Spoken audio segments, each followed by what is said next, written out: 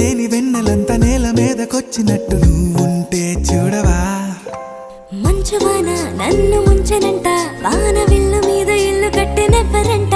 ఈ లోకమంతా నిన్ను చూసినంట, ఏ దిష్టి నిన్ను తాకకుండా ఇంటిలోన దాచుకుంటా. రంగు రంగు తారలన్నీ తొంగి తొంగి ఒక్కసారి చూస్తున్నా ఏంటిలా. ఆ పైన లేని వెన్నెలంత నేల మీదకొచ్చినట్టు నువ్వు